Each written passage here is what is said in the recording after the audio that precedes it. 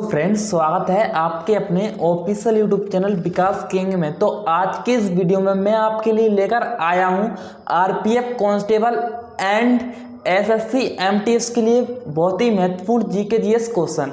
तो चलिए चलते हैं अपने टॉपिक की ओर बिना टाइम वेस्ट किए, और आज के इस वीडियो में 50 टॉप जीके जीएस क्वेश्चन देखेंगे। तो सबसे पहले हम देखते हैं क्वेश्चन नंबर 1। क्वेश्चन नंबर 1 है, भारत में निम्नलिखित राज्यों में से किस राज्य में सबसे ज़्यादा आबादी है? तो ऑप्शन में है उत्तर प्रदेश, महाराष्ट्र, पश्चिम बंगाल या फिर बिहार। अगर आपको आंसर आता है तो आप हमें कमेंट करके बता सकते हो। तो इसका राइट आंसर रहेगा Uttar Pradesh. Option number A is the correct answer. Bharat में निम्नलिखित राज्यों में से किस राज्य की सबसे ज़्यादा आबादी है? तो ये तो आपको सही पता होगा कि उत्तर प्रदेश राज्य में सबसे ज़्यादा आबादी है। नेक्स्ट क्वेश्चन को देख लेते हैं। क्वेश्चन नंबर 2 है, जबलपुर शहर किस नदी के किनारे स्थित है? ऑप्शन में है भीमा, ब्रह्मपुत्र, महानदी या फिर नर्मदा। तो इसका करेक्ट आंसर रहेगा Narmada. Option number D is the correct answer हो जाएगा इसका। ठीक है। नेक्स्ट के प्रधानमंत्री को शपथ कौन दिलवाता है? क्वेश्चन नंबर 3 है, भारत के प्रधानमंत्री को शपथ कौन दिलवाता है? तो इसका करेक्ट आंसर रहेगा राष्ट्रपति। Option number D is the correct answer हो जाएगा। राष्ट्रपति भारत के प्रधानमंत्री को शपथ दिलवाता है। नेक्स्ट क्वेश्चन देख लेते हैं। मध्य प्रदेश में निम्न में से कौन सा बाघ अभयारण्य स्थित है?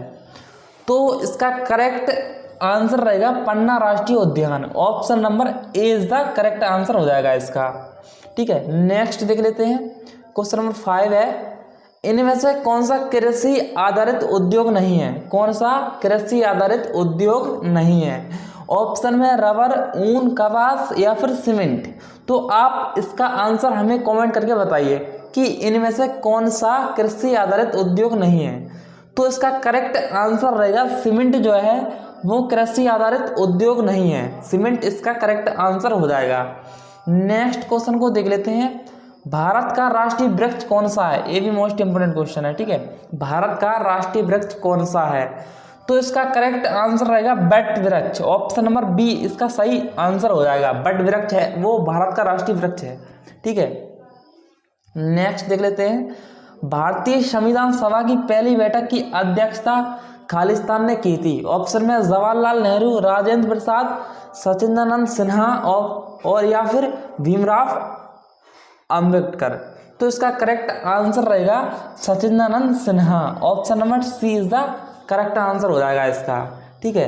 नेक्स्ट है, बौद्ध धर्म के संस्थापक कौन थे? बौद्ध धर्म के संस्थापक कौन थे? तो इसका करेक्ट आंसर रहेगा गौतम बुद्ध। गौतम बुद्ध बौद्ध धर्म के संस्थापक थे। अगला है, लोकसभा के लिए चुनाव हर वर्षों में आयोजित किए जाते हैं?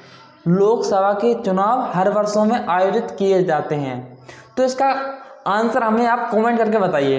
ये तो बहुत इजी है। ठीक है। ऑप्शन में 5 वर्ष, 6 वर्ष, 4 वर्ष या फिर 3 वर्ष लोकसभा के लिए चुनाव हर वर्षों में आयोजित किए जाते हैं। तो इसका करेक्ट आंसर रहेगा 5 ईयर, है ना, 5 वर्ष। 5 वर्ष इसका करेक्ट आंसर हो जाएगा। नेक्स्ट देख लेते हैं। नेक्स्ट है, भारतीय संविधान के निर्माता किसे माना जाता है?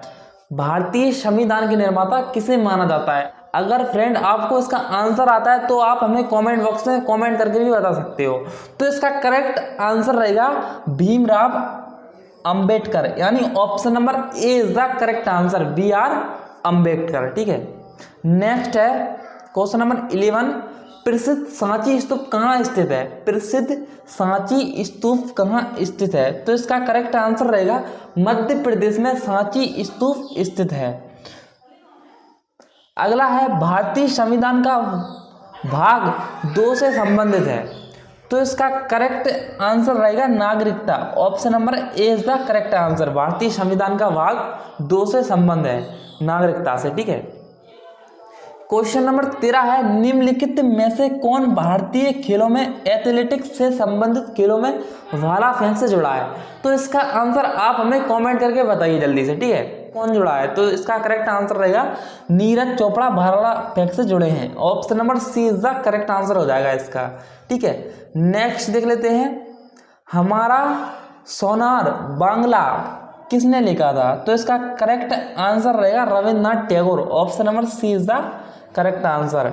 अगले क्वेश्चन की ओर जाते हैं। संविधान सभा की पहली बैठक कब हुई थी? संविधान सभा की पहली बैठक खालिस्तान को हुई थी। तो इसका राइट आंसर आप हमें कमेंट करके बताइए, ठीक है। तो इसका राइट आंसर रहेगा 9 दिसंबर सन 1946। 9 दिसंबर सन 1946, ठीक है। D is the correct answer हो जाएगा। 9 दिसंबर 1946 में संविधान सभा की प्रथम बैठक हुई थी, ठीक है। निम्नलिखित में से कौन निर्धारित करता है कि लोकसभा का कोई सदस्य आयोग है या नहीं? तो इसका करेक्ट आंसर रहेगा अध्यक्ष। Option number A is the correct answer, ठीक है। क्वेश्चन नंबर 17 है, कूटालम जलप्रपात कहाँ स्थित है? तो इसका राइट आंसर रहेगा तमिलनाडु में। ऑप्शन नंबर ए इसका करेक्ट आंसर रहेगा। अगले क्वेश्चन की ओर जाते हैं। अगला क्वेश्चन है, 8वीं पंचवर्षीय योजना की अवधि क्या है? 8वीं पंचवर्षीय योजना की अवधि, तो इसका करेक्ट आंसर रहेगा सन 1992 से सन 1997 तक, यानी ऑप्शन नंबर 19 हल्दिया बंदरगाह को एक सहायक बंदरगाह के रूप में विकसित किया गया था। तो इसका राइट आंसर रहेगा कोलकाता बंदरगाह। Option number C is the correct answer रहेगा इसका। अगले क्वेश्चन की ओर जाते हैं। अगला क्वेश्चन है, मेट्टर बांध किस नदी पर बनाया गया है? मेट्टर बांध किस नदी पर बनाया गया है? तो इसका राइट आंसर रहेगा कावेरी नदी पर। Option number C is the correct answer रहेगा इसका। अगले क्वेश्चन की ओर जाते हैं। क्वेश्चन नंबर 21 है, भारत के किस राज्य में अधिकांश जूट कारखाने स्थित हैं? तो इसका करेक्ट आंसर रहेगा पश्चिम बंगाल में। ऑप्शन नंबर डी इसका सही आंसर हो जाएगा। अगले क्वेश्चन को देखते हैं। निम्नलिखित में से किस में वृद्धि हार्मोन स्रावित होता है? तो इसका आंसर आप हमें कमेंट करके बताओगे। तो इसका राइट आंसर रहेगा पीयूष ग्रंथि। Option number A is the correct answer. Next है, इनमें से कौन सा एंटीबायोटिक नहीं है? इनमें से कौन सा एंटीबायोटिक नहीं है? तो देखो इसका करेक्ट आंसर रहेगा पैरासीटामोल जो है ना, वो एंटीबायोटिक नहीं है। पैरासीटामोल एंटीबायोटिक नहीं है, ठीक है। नेक्स्ट है, निम्नलिखित वेदों में से कौन सा वैदिक बलिदानों और अनुष्ठानों से संबंधित है? तो इसका करेक्ट आंसर रहेगा यजुर्वेद। 5 है, संविधान में संशोधन करने की प्रक्रिया को और राज्यसभा के सदस्यों के चुनाव को किस संविधान से लिया गया है? तो इसका राइट आंसर रहेगा option number B is the correct answer, दक्षिण अफ्रीकी संविधान से। ऑप्शन नंबर बी इसका सही आंसर हो जाएगा। अगले क्वेश्चन की ओर देखते हैं। अगला क्वेश्चन है, नीति आयोग अस्तित्व में आया है? तो इसका आंसर आप हमें कमेंट करके जल्दी बता दीजिए, ठीक है। क्या रहेगा इसका करेक्ट आंसर? नीति आयोग अस्तित्व में आया है, तो इसका करेक्ट आंसर रहेगा 1 जनवरी 2015 को, यानी option number A is the correct answer हो जाएगा इसका, ठीक है। 1 जनवरी 2015 को नीति आयोग का अस्तित्व आया है। नेक्स्ट को देख लेते हैं। क्वेश्चन नंबर 27 है, निम्नलिखित में से कौन सा महाकाव्य ऋषि वेद व्यास द्वारा लिखा गया है? तो इसका करेक्ट आंसर रहेगा महाभारत। आपको पता भी होगा, ठीक है। Option number D is the correct answer. और फ्रेंड लास्ट में आप हमको ये जरूर बताना कि 50 क्वेश्चन में से आपके कितने क्वेश्चन बिल्कुल सही हुए हैं, ठीक है, और कितने गलत। क्वेश्चन नंबर 28 है, दिसंबर 1953 में राज्य पुनर्गठन आयोग का गठन किसने किया? तो इसका करेक्ट आंसर रहेगा Jawaharlal Nehru. Option number C is the correct answer. अगले क्वेश्चन की ओर जाते हैं। निम्नलिखित में से कौन सा भारत का सर्वोच्च नागरिक पुरस्कार है? तो ये भी मोस्ट इंपोर्टेंट क्वेश्चन है। तो इसका करेक्ट आंसर क्या रहेगा? भारत रत्न इसका करेक्ट आंसर हो जाएगा, ठीक है, Bharat Ratna. Option number D is the correct answer. अगले क्वेश्चन की ओर देखते हैं। अगला क्वेश्चन है, भारतीय संविधान के अनुसार राज्यपाल बनने के लिए न्यूनतम आयु है? ऑप्शन में 35 साल, 25 साल, 40 साल या फिर 30 साल। तो इसका करेक्ट आंसर रहेगा 35 साल। राज्यपाल बनने के लिए 35 साल न्यूनतम उम्र होना चाहिए। ऑप्शन नंबर ए इसका करेक्ट आंसर रहेगा। अगले क्वेश्चन की ओर देखते हैं। क्वेश्चन नंबर 31 है, राष्ट्रकूट राजवंश का संस्थापक कौन है? तो इसका करेक्ट आंसर रहेगा Danti Durg. Option number B is the correct answer. अगले क्वेश्चन की ओर देखते हैं। क्वेश्चन नंबर 33 है, निम्नलिखित में से किसे 24 जैन तीर्थंकरों में से अंतिम माना जाता है? इसका भी आपको पता ही होगा 100%। तो इसका करेक्ट आंसर क्या रहेगा? महावीर स्वामी को। Option number D is the correct answer. अगले क्वेश्चन को देखते हैं। क्वेश्चन नंबर 34 है, निम्नलिखित में से किस केंद्र शासित प्रदेश में जनसंख्या घनत्व सबसे अधिक है? ऑप्शन में है लक्षद्वीप, पुडुचेरी, चंडीगढ़ या फिर दिल्ली। तो इसका करेक्ट आंसर रहेगा दिल्ली। ये भी आपको पता ही होगा, ठीक है, दिल्ली इसका करेक्ट आंसर रहेगा। अगले क्वेश्चन को देख लेते हैं। बोलीविया की राजधानी कौन सी है? बोलीविया की राजधानी कौन सी है? तो इसका करेक्ट आंसर रहेगा सुर्के बोलीविया की राजधानी है। Option number B is the correct answer, ठीक है। नेक्स्ट को देख लेते हैं। क्वेश्चन नंबर 36 है, निम्नलिखित में से कौन सा अनुच्छेद जम्मू और कश्मीर राज्य पर लागू है? तो इसका करेक्ट आंसर रहेगा अनुच्छेद 1, ठीक है, और अनुच्छेद 370, यानी अनुच्छेद का भाग 1 और अनुच्छेद 370 के तहत जम्मू और कश्मीर राज्य पर लागू है। अगला है, निम्नलिखित में से कौन सा मैंग्रोव वन पश्चिम बंगाल में पाया जाता है? तो इसका करेक्ट आंसर रहेगा Sundarban. Option number C is the correct answer. अगले क्वेश्चन को देखते हैं। अगला क्वेश्चन है, चंद्रगुप्त मौर्य का उत्तरदायी कौन है? चंद्रगुप्त मौर्य का उत्तरदायी कौन है? तो बिंदुसार जो है वो चंद्रगुप्त मौर्य का उत्तरदायी है, ठीक है, 20 का सही आंसर हो जाएगा। में से कौन सा सरकार के लिए राजस्व व्यय नहीं है? तो इसका राइट आंसर रहेगा कर संग्रह। Option number D is the correct answer. अगले क्वेश्चन को देख लेते हैं। क्वेश्चन नंबर 39 है, दीन ए इलाही नामक नया धर्म किसने चलाया? तो इसका करेक्ट आंसर रहेगा अकबर ने। Option number B is the correct answer. अगले क्वेश्चन को देख लेते हैं। क्वेश्चन नंबर 40 है, भारत के मुख्य चुनाव आयुक्त की नियुक्ति कौन करता है? तो इसका करेक्ट आंसर रहेगा भारत का राष्ट्रपति। ऑप्शन नंबर ए सही आंसर हो जाएगा इसका।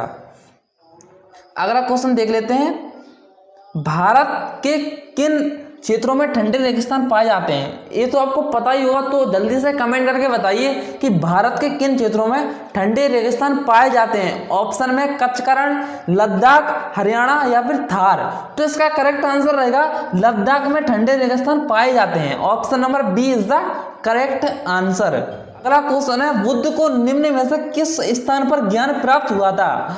तो इसका राइट आंसर रहेगा बोध गया, यानी option number D is the correct answer, ठीक है।